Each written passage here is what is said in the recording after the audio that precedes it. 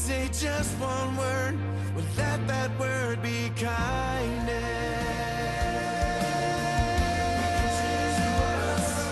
Your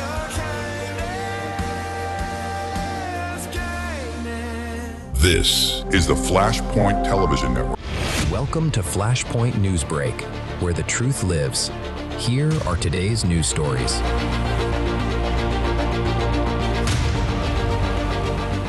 Welcome to NewsBreak. I'm Gene Bailey. The goal of NewsBreak is to bring you the stories from around the globe that affect your life. Let's get started with what's happening. Floodwaters sweep through neighborhoods around Indiana's White River after it rose to record-breaking levels.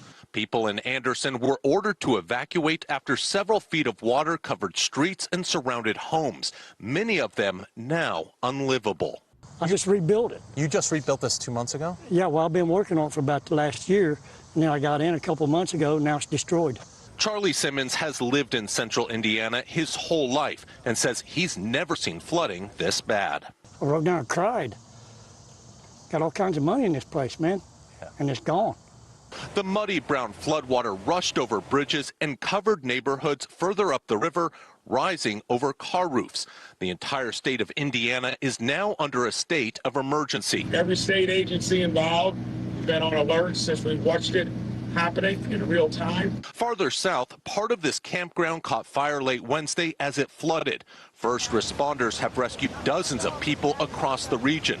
This night vision video shows one family escaping their flooded home out of a second-floor window and jumping into a boat. In nearby Franklin County, swampy water now covers train tracks and streets. This is nuts. And for the second day in a row, several feet of water surrounds homes in Cambridge City. Soaked furniture and other belongings now sit in front yards. It just crushes me. My kids' house is gone. It's going to take months to get it back together, probably. And it could be days before many people get power back. Folks in this area could continue to see flooding, and we're told that the river is going to also continue to spill over its banks until Sunday. Well, Tropical Storm Lala has formed in the Central Pacific and is moving towards Hawaii. While it's currently a tropical storm, it's forecast to strengthen into a hurricane as it approaches the Hawaiian Islands, with impacts beginning tonight. A hurricane watch is in effect for the Big Island for the next 48 hours, and hurricane conditions are possible by early Saturday. President Trump is asking the Supreme Court to let him move forward with construction on the White House ballroom. An appeals court ruled the $400 million project didn't have approval from Congress, but that decision hasn't gone into effect yet, so the president's asking to keep construction going until the justices decide what comes next. ABC's Stephen Portnoy has more on that story. So, Stephen, what's the latest? Construction moving forward or construction on pause? Well, Diane, good morning. This filing to the Supreme Court, which we just got moments ago, requests an immediate administrative stay of a judge's order that would block construction of non-security related aspects of the ballroom. That order would go into effect a week from today. And the administration's position before the Supreme Court is that that order is extraordinary and unlawful. This petition says the ballroom is vitally required for national security to ensure a safe gathering space for the president, for senior officials, and for events that further the national interest. This petition points to what it calls a growing number of assassination attempts targeting the president, including what it calls the threat of a missile attack on Air Force One on July 8th. That, of course, led to the use of a catering truck to sneak the president off of the 747, which we just reported on this week. But sources say that U.S. officials deem that threat to not be credible. This petition to the High Court takes on the notion embraced by an appeals court panel last week that the president is a tenant of the White House, not its owner. The administration says the president is not a tenant, that he's been elected to his office, and that they ultimately, if you follow the analogy, that the district court judge who ruled against the ballroom would then be his de facto landlord. The filing says that judge made glaring errors when he ruled earlier this year that only security-related construction could continue. This petition says the ballroom is absolutely required for national security and should not be enjoined. Developing this morning, a new aircraft carrier sailing to the Middle East to give sailors on a record deployment a bit of a break. Reports say the USS George Washington is on its way to the Pacific to relieve the USS Abraham Lincoln in the Arabian Sea. Now, those on board the Lincoln have been deployed for more than 250 days. Their families tell reporters that's triggered a growing mental health crisis for those stationed on board. Marky, the White House says President Trump and Secretary Pete Hegseth are committed to providing these service members everything they need, really trying to assure their families that they hear their concerns. But let's take a bit of a step back. You know, here in Washington, it's really easy to get caught up in the politics of this conflict, right? Congress debates it daily. The Pentagon is planning it. We're covering it. It's a central issue in the midterm elections. We know combat deaths make headlines, and rightfully so, but it's the day-to-day sacrifices of those on the front line, the long work hours, being away from family, missing holidays, that really can go unnoticed by the media and the public. So when you look at the USS Lincoln, I mean, we're talking about a ship with more than 5,000 sailors and Marines on it. So this is a serious issue. The vessel's journey began last November, meant to end this May, but it's been at sea for more than 250 straight days now without docking. Service members, their family, say the crew has had to endure food and water shortages, infrequent mail delivery, which can be so important when you're stationed abroad, and long work days with very little time off. The Pentagon says some of these claims are exaggerated or outright false, and says mental health professionals are available to those service members who need it. Secretary of War Pete Hegseth says he sympathizes with those service members and their families. Let's listen. I want them home as soon as everybody else do. I want folks rotated as quickly as possible. I want the best for them. My commanders know that. Our service secretaries know that. The president expects that. And so to that crew and to all those crews, we're going to do everything we can for you. Now, relief could be on the way. The USS George Washington headed to the region right now, reportedly to relieve the Lincoln, though due to operational security concerns, the Navy not confirming that. Meanwhile, lawmakers on the Hill are demanding answers here. Some have even floated paying a visit to the USS Lincoln. Senator Richard Blumenthal sent a letter to the Defense Department saying, in part, the Lincoln's extended deployment raises broader questions about the Navy's ability to sustainably generate carrier forces while preserving service member well-being, maintenance schedules, fleet readiness, and the capacity to respond to future contingencies. These concerns come as this conflict shows no signs of ending anytime soon, which raises the question of whether U.S. forces can sustain that high level of military readiness they are known for in an open-ended conflict without exhausting the people who have to provide that readiness. So a serious issue here. It appears the White House is really taking notice, Mark. Congressman, this conflict with Iran certainly has legs. The U.S. says we have control over the Strait of Hormuz, and we're getting, as Energy Secretary Chris Wright said last night, 9 million barrels a day through it, plus 6 million using the bypass routes, but we haven't replaced complete capacity, at least not yet. Well, thank you for having me on, and quite frankly, they can both be right. Iran can have influence as they continue to have their residual ballistic missiles and their capability. But at the same time, we are making sure that you're not seeing $100, $150 oil, that the necessary minimums are arriving. And with President Trump's leadership around the world, we're backfilling any shortages for now. But you're right about one thing. This has been a sticky conflict because Iran doesn't have an off-ramp, and they don't have an off-ramp because they don't want one. They are exactly what they've been for nearly half a century, a terrorist expansion-based ideological country, and until those leaders change or are changed, we're probably not going to see meaningful negotiations in spite of President Trump's leadership. Are you confident that the U.S. has prevented them from getting a nuclear weapon? We have, but you know, the game of nuclear weapon deterrent is never over. There are always just one shipment from North Korea or one rogue scientist away from the possibility of getting it again. The real change has to be a change in how Iran treats the rest of the world, and particularly its neighbors, both Arab and Jew, because as you've seen, they've terrorized all of their neighbors. This is distressing because clearly the Chinese have gained very important knowledge about and technology from the United States. In a bombshell new report just released by multiple House committees, the findings alleging Harvard prioritized financial ties with China over U.S. security, economic, and technological superiority. This is a failure.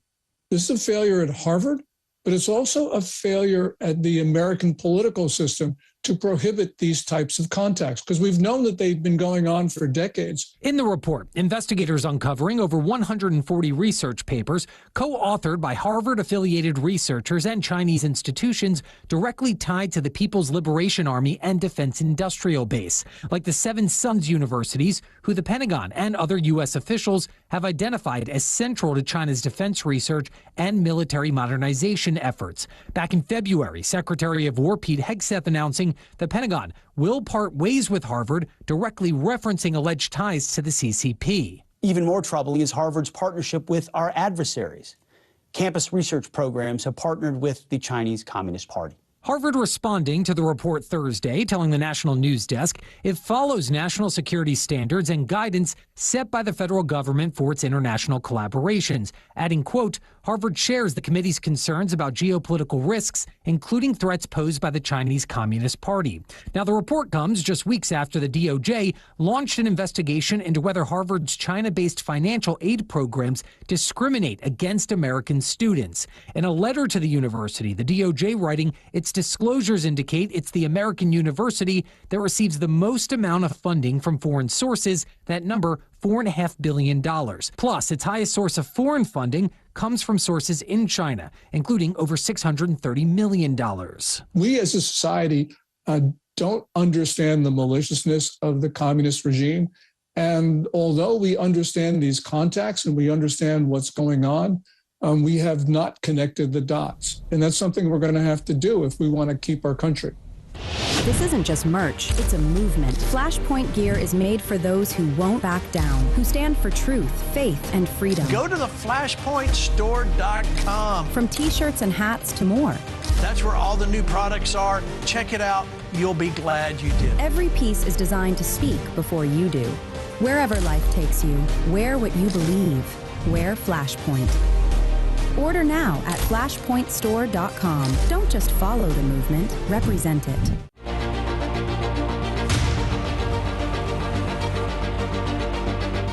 The Muslim community in Mooresville and across the Carolinas are responding to opposition against a mosque and Islamic center being built in the town. WBTV's Forrest Tucker has more on why neighbors are upset about the build and how developers are reacting. Opposition to a mosque that's being built right here in Mooresville spilled into a recent Board of Commissioners meeting, prompting the local Muslim community to respond and town leadership to affirm their support of the project. They are following a specific evil ideology that teaches that women are not valued.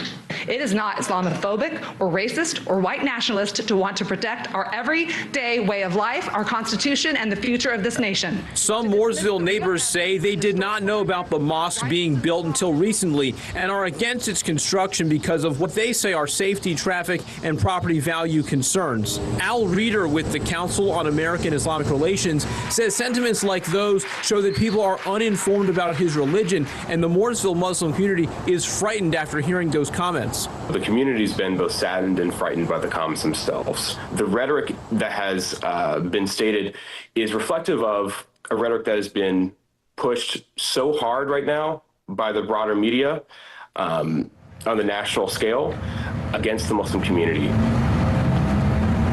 According to the town of Mooresville, the project includes a prayer hall, kitchen, and office space spanning over 4,500 square feet. The land where the mosque is being built has been zoned for a religious assembly since 1998. In a statement, the Islamic Center of Lake Norman says that, quote, we follow all the same laws and regulations as every other community, and the project is not expected to significantly affect traffic. We are your neighbors and an active part of the Mooresville community, end quote. We're very hopeful by the fact that the broader communities actually come out in great support to the mosque. Islam and Muslims do not stand for the conspiratorial remarks that some of the individuals said at the Mooresville Town Council meeting that day. Reader says people in Mooresville have reached out in response to the public comments asking to donate to the Islamic Center, and the town of Mooresville has reaffirmed that the mosque is welcome and approved to be built. Some in town are still opposed. Though I love people and I love Muslims even, I know Islam is more than a religion. It is a political regime with... The town tells WBTV that every property owner and applicant goes through the same review process, regardless of religious affiliation. You remember this story? The mainstream media covered it by covering it up.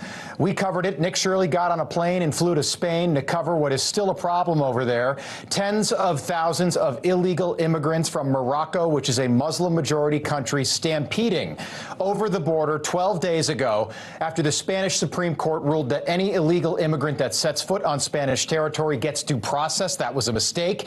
It created an immigration crisis that modern Europe has never dealt with before over a 3-day period. And Spain is expecting this to happen all over again on Saturday, August 15th, which is this Saturday.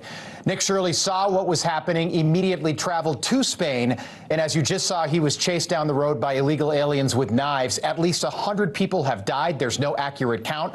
All of this is happening because of insane left-wing policies. Nick Shirley is with us. Nick, good to have you back. Take us through what it was like over there and why were you being chased? Oh, Ceuta, Spain. It's this teeny little town on the African continent, but it's still part of Spain. And they quite literally, it was very well coordinated.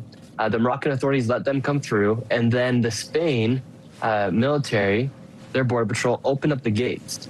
And so you just had thousands upon thousands of men on this little teeny town.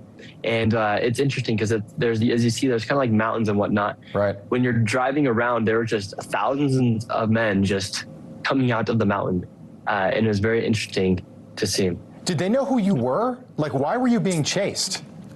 Yes, the reason why I was chased. So towards the end of the video, in Ceuta, they closed down all the markets because they were afraid of these places being looted. So they had started opening up some of these markets. So I went to one of the markets that was open, and people were starting to walk around with their dogs because Muslims believe that dog saliva is impure. So right. I was showing that these people are walking around with dogs. And I start walking down the street a little bit more, and this one guy starts yelling at me. He's like, cut the camera, and starts saying all these curse words at me. And then all of a sudden he starts getting closer and closer. This man was never in my video. And then he gets closer and closer. Then I run to the other side of the street. He grabs a bottle out of the garbage, throws it at me, misses me. Then he starts throwing rocks at me. And then he comes across the street and begins chasing us and says that I'm going to stab both of you. And then he reaches for the knife in his pocket. Wow. And at that point, we just went for a full-on sprint. I'm glad you got away. I mean, it looked like, just from the video, it looked like if he caught you, it wasn't going to end well. The Wall Street Journal wrote about this. Yeah, it didn't look that way. The Wall Street Journal wrote about this, and this is how the media is covering it. Europe's borders are finally working, which is like laughable. That was this Saturday. Can I just ask you, I know it's a small spit of land where this all happened. How do the locals feel about this over there? Their word was they feel powerless. The military didn't do anything, the government didn't do anything, and they were just let stranded by their government, quite frankly. And they had no option. These people didn't ask to come over, they just stormed the border. And the residents were the ones that had to deal with everything. Wow. Another video, and I think this is interesting because we have this problem here. Hundreds of thousands of unaccompanied minors crossed our own southern border when Joe Biden was president. You talked to all these really young kids. Some were teenagers, but others were really young, and I noticed they were all alone. Take a look. All these kids I'm around right now, they're all from 12 years old to 17 years old. They all came here all by themselves. They're all stranded right here. I love you, Pedro Sanchez. I love you. And they're all saying they love Pedro Sanchez, who's the current prime minister. It just goes on forever. They're all right here. Okay, according to a report this morning, hundreds, if not thousands, of unaccompanied minors are still there. What are they doing there? Where are their parents? They all went over there. They probably got news from the Moroccan side that people are starting to get to let into Europe. And so all these young kids and these teenagers all decide to go over to this over to Spain. And maybe it's a tactic from the Moroccans to put all these kids in there, and then they grow up and they continue to spread, whether it be Islam or whatever they want inside of Europe. But all these kids are stranded there. Who knows what's going to happen to them? They're very well likely to get put into a trafficking. They could be kidnapped. Maybe they'll never see their parents again. And so it's very sad and inhumane to let this happen, because all these kids will then suffer from this. Right now, Americans, military, and Mexican forces are working together to carry out an intense operation to take down some of the world's most dangerous criminals. All of it is part of a highly skilled mission targeting Mexico's notorious Juarez cartel just south of the border from El Paso. And while the Mexican military carry out coordinated patrols on the southern side, U.S. border helicopters will simultaneously patrol from the north. Allie Bradley live in El Paso for us to tell us more. All right, Allie, how does this new era of border security look on the ground? Yeah, hey, Laura, we're seeing a reach across the border here as a show of support and cooperation as the U.S. and Mexico conducted that joint operation today in El Paso, as the Juarez cartel was recently designated as a foreign terrorist organization. Now, they join a list of 7 other Mexican cartels already on that list, but today the message from the Border Patrol was very clear. If you have engaged in terrorist activity or are a member of a terrorist organization or have provided support to an FTO, you will face severe consequences. I think the cartels understand that they're terrorists. Those lower level people that are helping those cartels, they need to understand that you're not being treated as somebody helping a criminal organization. From now on, you're being treated as someone that's helping a terrorist organization. But I think it's very important for both people on both sides of the border that think, hey, I'm going to help this criminal organization. That day is no longer. Now you are 100% helping a terrorist organization. Border Patrol adds that the real hammer here is that if an illegal immigrant uses a foreign terrorist organization like the Juarez cartel to smuggle them, they could find themselves with a terrorism bar and be inadmissible and deportable. Now, they really brought out the big guns today. Literally, we're talking Bearcats, Horse Patrol, ATVs. They were all patrolling the area while specialized teams fast roped from a Black Hawk helicopter, including the chief of the sector. At the same time, Mexico was conducting what they call mirror patrols on the south side of the border. It really was a whole of government approach with state and federal partners in lockstep involved in today's show of force. U.S. Border Patrol, CBP Office of Field Operations, CBP Air and Marine, ICE, the FBI, the DEA, the ATF, Texas Department of Public Safety, Texas Military Department, U.S. attorneys, and the Mexican military. Now, the agencies convened today because the threats posed by the cartel don't fit neatly into just one jurisdiction. The U.S. attorney representing New Mexico says the Juarez cartel operates with impunity across state lines. The sector is currently seeing between 60 and 70 people cross a day with the help of human smugglers, and 4 or 5 of them are getting away, according to the chief. But their goal is to get that down to 0, and he says they're on the way to achieving that. This comes as DHS Secretary Mark Wayne Mullen told us there's frustration over the cartels and their involvement with high-level officials within the Mexican government. The DEA, meanwhile, says the cartel and the Mexican government are one and the same. Now, Mexican's President Claudia Sheinbaum, she pushed back on those comments, calling them baseless and calling them unfortunate. We did reach out to Mexico regarding DHS Secretary Mark Wayne Mullen's comments, but, Laura, we have not yet heard back. Blue states are hiding the truth about what's happening on our highways and the danger posed by certain people behind the wheels of our big rigs. Driving through Lakeland, downtown, and you see the sign. What does it tell you?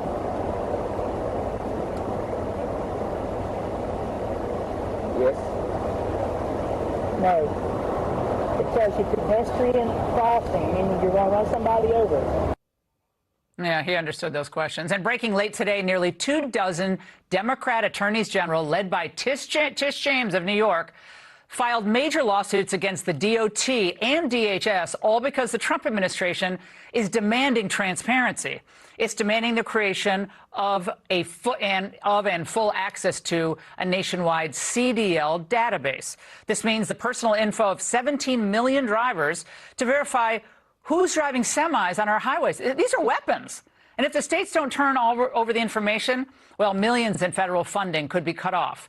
Here to tell us more, Secretary of Transportation Sean Duffy. Mr. Secretary, those videos are terrifying. I mean, these individuals, they can't understand basic signs, can't speak English. These trucks are dangerous. We all kind of feel the difference on the highways today. At least I do. I drive a lot. What are you all doing to make sure these blue states can't wiggle out of this, especially given this new filing? So Laura, really quickly, not only do they not speak English, many of them went to a sham driving school. So many of them aren't qualified. They don't have the skills and the knowledge to operate an 80,000-pound big rig on American roads. And so the DOT, we are entitled to get all of the DMV files from all of the states. It goes back to the 80s. I've asked all the states to provide that information to me. As you mentioned, 22 states, liberal states, have sued me to make sure I can't get that information because they know that we're going to take illegals off American roads. And so what's happening here is you have these liberal states actually siding with an illegal truck driver over the safety of an American citizen. It shows how perverse these radical leftists have become. And all we're trying to do, listen, there's a great debate happening on immigration. You and I share the same opinion with President Trump. This is basic safety, making sure that your roads are safe. But just to take a look back, we've taken 26,000 vehicles out of service because the drivers don't speak English. We've taken 30,000 drivers off the roads because their licenses were illegally issued. We have partnered with ICE. We're doing sting operations over 2-day periods of time over multiple states. So we were in Iowa, Illinois, Indiana, and Ohio. We took 800 people off the road. And so what's happening is if you look back, there were people who were self-deporting. That's right, but we did it with ICE, with Mark Wayne Mullen and I partnered on this. Yeah. We have people getting off the roads because they know we're coming for them. And we are not going to stop. President Trump is going to do everything he can to make sure when Americans go to Walmart or they go to church on Sunday, they go and they go safely. It was 1 year ago yesterday that horrific footage came out of Florida where the truck driver was doing a U-turn on the interstate and a car crashed into him. 3 people died. It's horrible. Yeah. Tish James, of course, Trump's favorite person, says that there's no lawful justification to seize, quote, confidential state records. This is the interstate highway system, however. Everybody remembers I used to work at DOT, so I remember this. So the interstate highway system, she says you don't have any right, and they're going to go after you, obviously, for the trying to cut off federal funds. That's going to be their tactic to try to go after you. Your response to Tish tonight? So first, it is interstate commerce, and the law allows me to get this information. And this is just another tactic by the left to protect illegals in this country. By the way, if you're an American truck driver, Laura, there's a complete background check on you before you get your license. If you've come into the country unlawfully, we don't know who you are. Yeah. We don't know your driving record. We don't know your criminal history. We know nothing about you. And liberals under the Joe Biden era were willing to give people driver's licenses with zero knowledge. And what's happened is it was driving down the income of great American truck drivers. Oh, what's happened after the DOT has taken this action over the last year, what's happened? Rates have come up. American truck drivers are making better incomes, living wages, because they're operating on American roads. And that's what the president wants. It's part of this America First strategy. Yeah, an American missionary who was kidnapped in Niger last year has now been released. Kevin Rideout from North Carolina is an evangelical missionary who was kidnapped outside his home in the capital, Niamey, last October. His missionary group serving in mission has said he's in good health and will be reunited with his wife, Krista, and their children. Rideout was taken by 3 armed men and likely taken out of town, but no armed group has since taken responsibility. Niger has long faced attacks by jihadis, including Al-Qaeda and ISIS, and the country is currently run by a military junta who deposed the government. Western partners, including the US, were forced out, and the government now has an alliance with Russia. In June, more than 30 people were killed when gunmen attacked the main airport, and the US Embassy still advises against all travel to the country. Watch FlashPoint every weeknight at 8 p.m. Eastern, 7 p.m. Central. This has been a FlashPoint NewsBreak presentation.